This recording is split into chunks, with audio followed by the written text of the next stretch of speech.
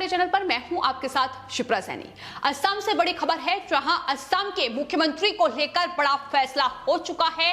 हेमंता बिस्वा शर्मा अब असम के नए मुख्यमंत्री होंगे, इस पर मोहर लग चुकी है। 10 मई को वो शपथ हासिल करेंगे, लेकिन अब असम में रोहिंग्या और घुसपैठियों की खैर नहीं है, क्योंकि हेमंता बिस्वा शर्मा एक मजबूत चेहरा असम में बीजेपी का बनकर उभरे हैं। ऐसे में बड़े एक्शन की तैयारी में अब कहीं ना कहीं वो लेते नजर आएंगे, ये माना जा रहा है। आपको बता दें, बीजेपी ने विधानसभा चुनाव में बड़ी जीत हासिल की, बहुमत से ज्यादा का आंकड़ा पाया और उसके बाद लगातार इस बात को लेकर कयास लगाए जा रहे थे कि आखिर अब असम का मुख्यमंत्री कौन होगा। इस पर पेंच लगातार फंसा हुआ था, लेकिन अब हेमंता बिस्वा शर्मा के नाम पर मोहर लग चुकी है।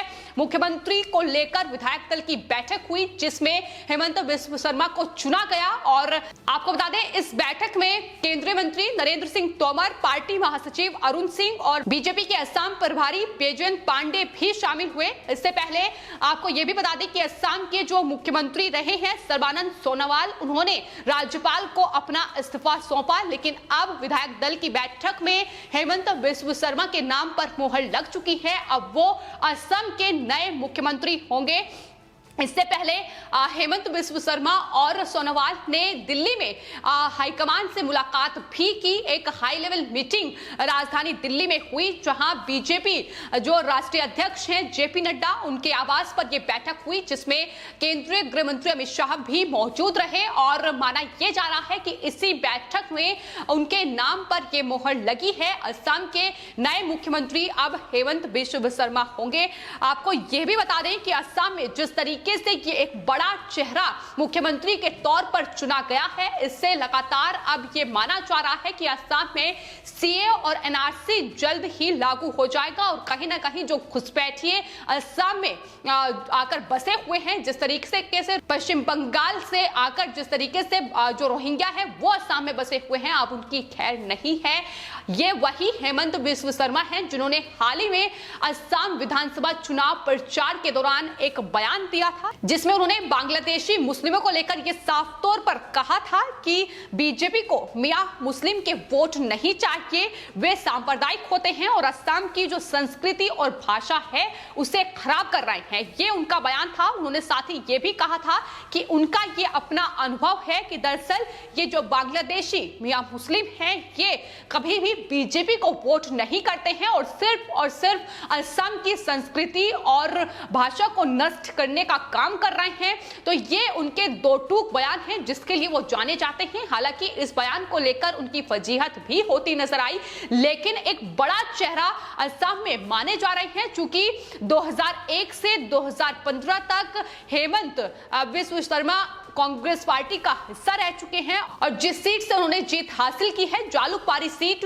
वहां लगातार उनका दबदबा कायम रहा है और वो इन चुनावों में भी वहां से उन्होंने जीत हासिल की है। आपको बता दें, बीजेपी के लिए चुनाव अपने आप में बेहद अहम था, क्योंकि सीए और एनआरसी का मुद्दा पहले ही असम में पुरजोर तरीके से गूंज रहा था। राहुल गांधी लगातार वहां चुनाव प्रचार के दौरान एनआरसी और सीए का जिक्र कर रहे थे, लेकिन बावजूद उसके कहीं ना कहीं जनता ने जो विश्वास है वो बीजेपी पर जताया और उसका कहीं ना कहीं जो श्रेय है वो हेमंत बिस्वा शर्मा को भी जाता है, क्योंकि एक बड़े नेता के तौर पर, एक बड़े चेहरे के तौर पर वहां उन्हें माना जाता है। बीजेपी ने जो जीत हासिल की है, बीजेपी गठबंधन को असम में 75 सीटें हासिल हुई हैं, जो कि बहुमत के आंकड़े से ज्यादा है। और बीजेपी की इस जीत ने असम में इतिहास भी रचा है, क्योंकि इससे पहले यहां 70 साल में कभी भी किसी गैर कांग्रेसी पार्टी ने दूसरी बार सत्ता हासिल नहीं की है।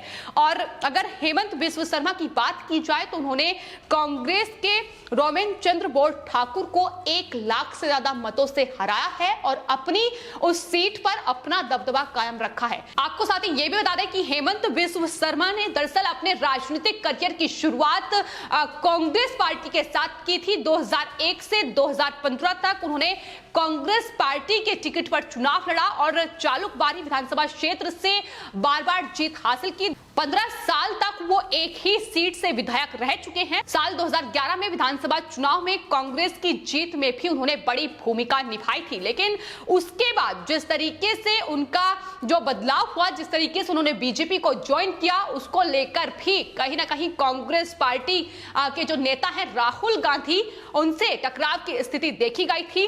कांग्रेस पार्टी जैसा कि अपने परिवार को ही तवज्जो देती है, वो एक बार फिर से देखने को मिला। कांग्रेस पार्टी ने हेमंत बिस्व शर्मा को दरकिनार किया गया, उन्हें तवज्जो नहीं मिली, जिसके बाद उन्होंने फैसला किया 2016 में बीजेपी को ज्वाइन करने का, और उसके बाद बीजेपी ने असम में बड़ी जीत हासिल की। तो कांग्रेस पार्टी पर उनका साफ तौर पर यह आरोप था कि दरअसल जब उन्हें असम के अहम मुद्दों पर राहुल गांधी से बातचीत करनी थी, जब उन्होंने 8 से 9 बार राहुल गांधी से मुलाकात करने की कोशिश की, बातचीत करने की कोशिश की, लेकिन उन्हें राहुल गांधी से मिलने का वक्त नहीं दिया गया। राहुल गांधी ने उनसे मिलने की कोशिश नहीं की। उन्होंने साफ तौर पर यह कहा था कि उन्होंने मेरी बात सुनने से ज्यादा अपने कुत्तों के साथ खेलना बेहतर समझा। अपने आसपास मौजूद लोगों की बात सुनने से ज्यादा वो कुत्तों के साथ खेलना में बिजी रहते हैं। ये भी हेमंत बिस्व शर्मा ने कहा था।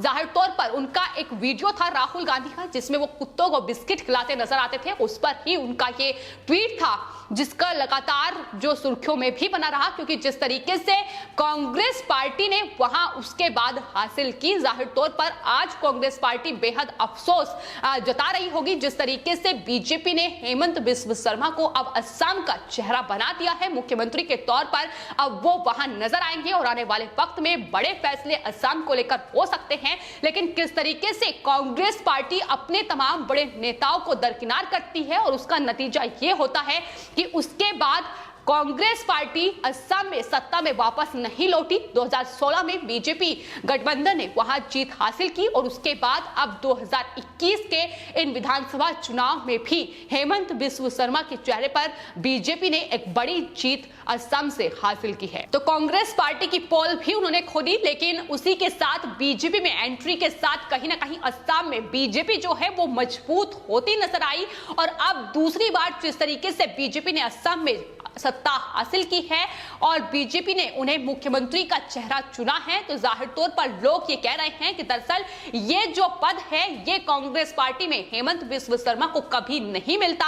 और अब जिस तरीके से उन्हें असम का मुख्यमंत्री बनाया गया है, उसके बाद लोग ये भी कह रहे हैं कि 3 सीधे संदेश साफ तौर पर मिलते नजर आ रहे हैं कि असम में सीए और एनआरसी पूरी तरह से अब इंप्लीमेंट किया जाएगा। इसके अलावा बंगाल में सीए फिर से उठेगा, सीए का मुद्दा फिर से जागेगा, और कहीं ना कहीं बंगाल में जिस तरीके के हालात बने हुए हैं, जिस तरीके से वहां लगातार हिंदुओं का पलायन असम की ओर बढ़ रहा है, उसको लेकर भी उनका साफ तौर पर यह कहना है कि जय श्री राम का नारा अब और तेज बंगाल में होगा। चूंकि सीमाएं जो हैं वो मिली हुई हैं, तो जाहिर तौर पर फर्क पड़ेगा। चूंकि हेमंत बिस्व शर्मा का बयान ये भी साफ तौर पर सामने आ चुका है कि दरअसल बंगाल से जो हिंदू लगातार असम में प्लान कर रहे हैं, उनके रहने का बंदोबस्त असम के नए मुख्यमंत्री हेमंत बिस्व शर्मा कर रहे हैं। ये भी उनकी तरफ से ट्वीट आया था। तो ये लगातार जो बदलाव है अब असम में देखने को मिल सकता है। लेकिन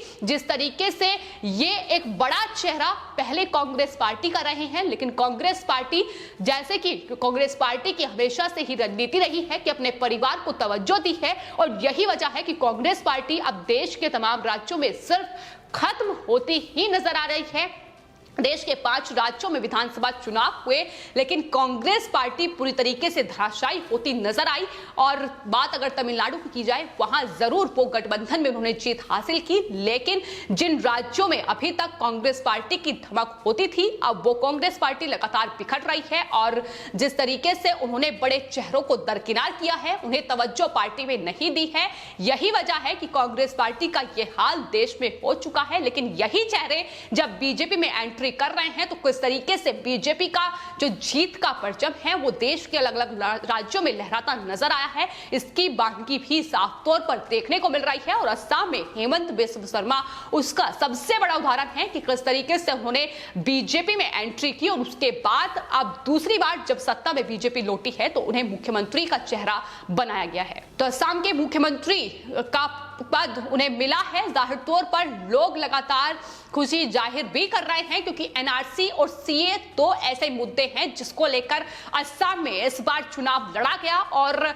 जो राजनीतिक विशेषज्ञ थे उनका यह कहना था कि दरअसल बीजेपी को इसका नुकसान होगा, लेकिन जिस तरीके से नतीजे सामने आए वो ये साबित कर रहे हैं कि बदलाव असम की जनता भी चाहती है। और हेमंत बिस्व शर्मा ने कहीं ना कहीं अपने काम के जरिए जनता को ये बताने की कोशिश की है, यही वजह है कि उन्हें चुना गया है। नॉर्थ ईस्ट के योगी आदित्यनाथ भी उन्हें करार दिया जा रहा है, क्योंकि आने वाले वक्त में असम की जनता अब उनसे बड़े फैसले की उम्मीद कर रही है। और जिस तरीके से असम में घुसपैठिए और रोहिंग्या बसे हुए हैं, कब उन्हें वापस भेजा जाएगा, कब उन्हें बेदखल किया जाएगा, इसकी मांग अब लगातार तेज हो रही है। फिलहाल आपके इस पूरे मामले पर क्या राय है, हमें कमेंट बॉक्स में जरूर लिखें और चैनल को सब्सक्राइब करें। धन्यवाद।